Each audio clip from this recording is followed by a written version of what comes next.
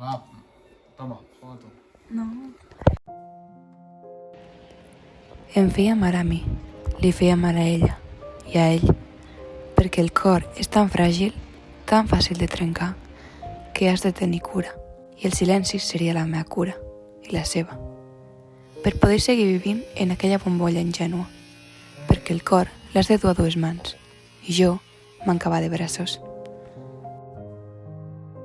Al cap i a la fi, el seu no em pertanyia, mai havia estat meu, tot i que jo li hagués llançat el propi als peus, sense voler-ho.